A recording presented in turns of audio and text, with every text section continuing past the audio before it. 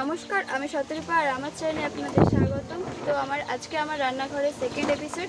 আর আজকে আমি আপনাদের সাথে আমার গ্রাম্য পদ্ধতিতে থালকুনি পাতার বাটি ভাতে আর লাল লটে শাকের তিতে চচ্চড়ি নিরামিষ আমি আপনাদের সাথে শেয়ার করব। তো চলো দেখে নেওয়া যাক। তো প্রথমে আমি থালকুনি পাতা বাটার জন্য এখানে ভাত বসিয়ে দিয়েছি। ভাতটা যতক্ষণ হয়ে যাক আমি এখন থালকুনি পাতা শাকগুলো তুলে নিয়ে আসি। তো চলো।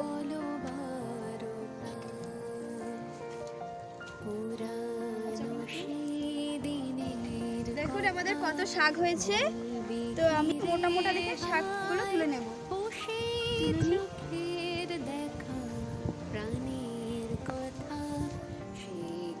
এই দেখুন বন্ধুরা কত মোটা শাকগুলো। এইরকম শাক আমি দু তিনটা তুলে নিচ্ছি।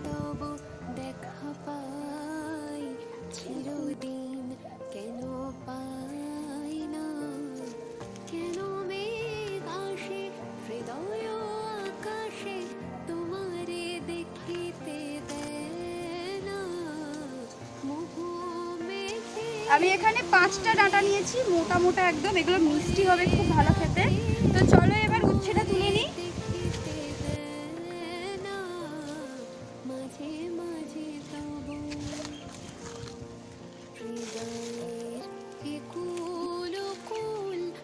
দেখুন এই উচ্ছেটা বড়, এই উচ্ছেটা তুলে নিচ্ছি। একটা হচ্ছে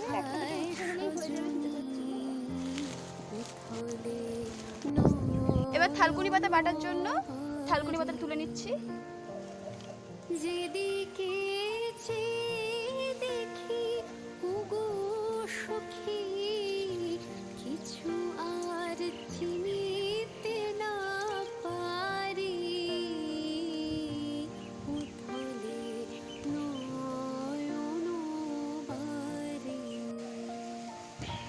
হৃদয়ের একুল ওকুল দুকুল ভেসে যায়। তো আমার এখানে গাছের সব সবজি তোলা হয়ে গেছে। তো চলো এবার রান্নাটা করি।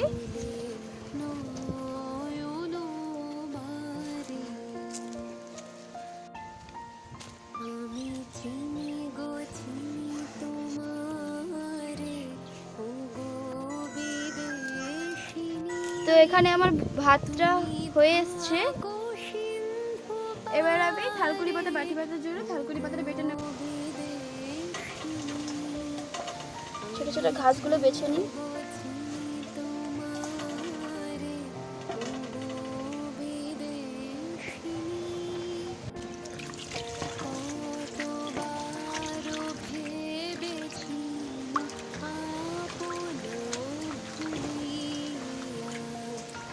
এবার থালকুনি পাতাগুলো বেটে নেব।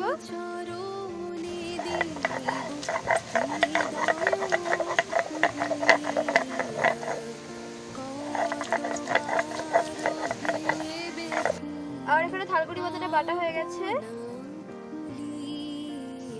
এবার আমি থালকুনি পাতাতে সরষের তেল দেব 1 চামচ।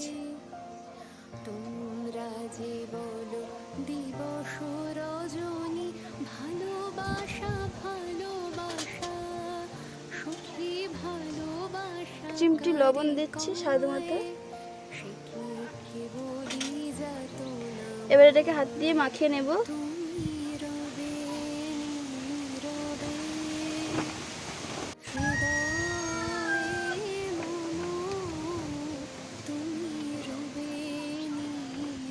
মাখানো হয়ে গেছে। এবার এটাকে ভাতের মধ্যে দিয়ে দেব, গরম ভাতে।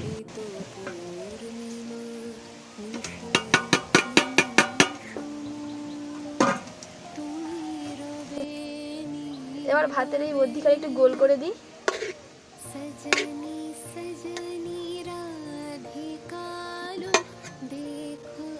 এবার এর মাঝখানে এটা বসিয়ে দেব। এবার ঢাকনা লাগিয়ে দিচ্ছি। এবার আমি সবজিগুলো কেটে নেব। গাছগুলো কত মোটা দেখেছে। গাছের গোড়া বাদ দেব না, এভাবে চেঁচে নেব।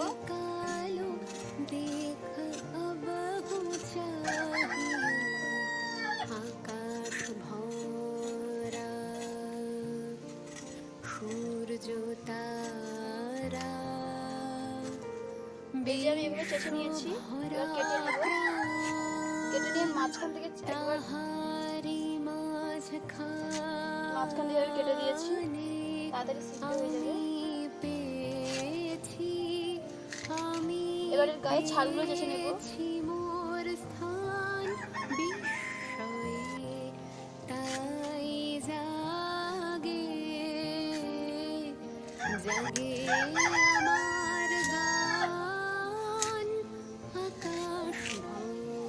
এভাবে চেঁচে দিয়েছি। এবার উচ্ছেটা কেটে নেব।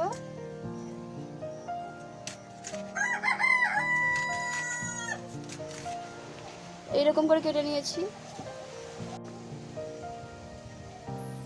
তোমার খোলা হাওয়া লাগিয়ে পালে, তোমার খোলা হাওয়া। আলুগুলো আমি এরকম করে কেটে নিয়েছি। প্রাণ চাই এবার আমি লাল শাকে তিল চচ্চড়ি করে নিই, নিরামিষ তিল চচ্চড়ি। কি তোর দোস্তর লজ্জা কড়াই আমি সরষের তেল দিয়ে দিলাম। চক্ষু না চায়। তেল গরম হয়ে গেছে, এবার আমি তেজপাতা 5 ফোড়ন দিয়ে দিচ্ছি। এবার সবজি দিয়ে দিচ্ছি।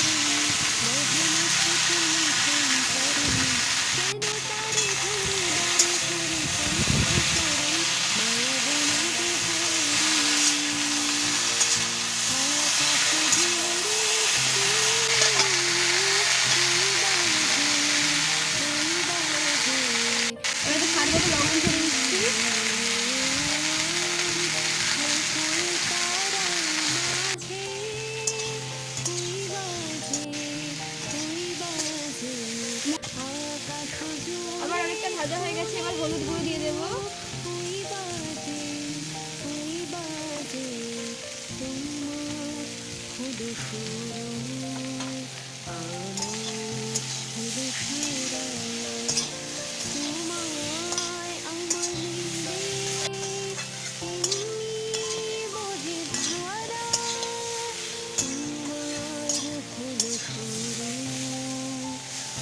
চচ্চড়িটা নিরামিষ, তাই এতে আমি কাঁচা ছোলা দিয়েছি।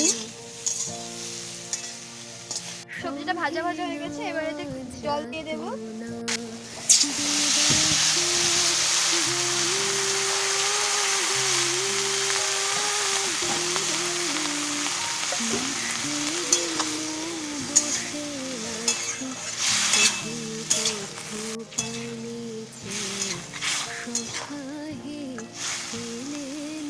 এবার এতে আদা বাটা দিয়ে দিচ্ছি আর কাঁচা লঙ্কা চিড়ে রেখেছিলাম।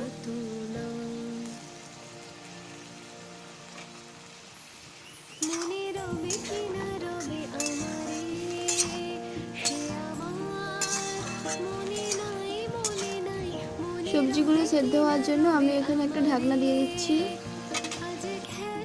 তরকারিটা এতক্ষণে সেদ্ধ হয়ে গেছে, দেখে নিই একবার।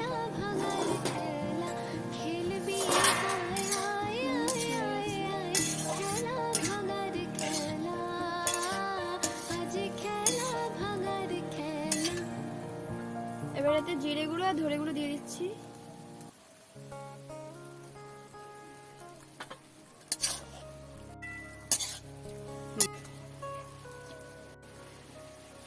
তরকারিটা হয়ে গেছে, এবার ঢেলে নেব।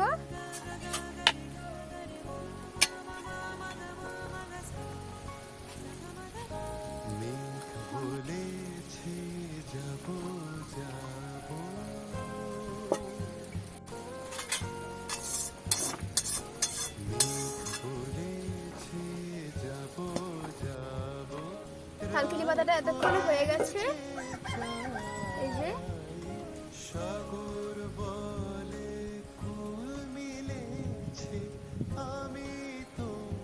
ভালো একটা গন্ধ বেরিয়েছে।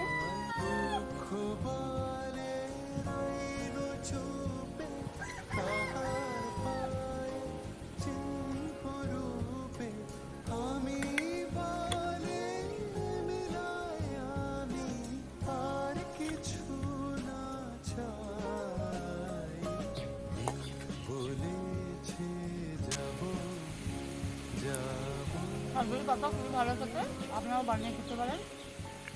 সঙ্গে শাক তরকারি খাচ্ছি, ভালো হয়েছে।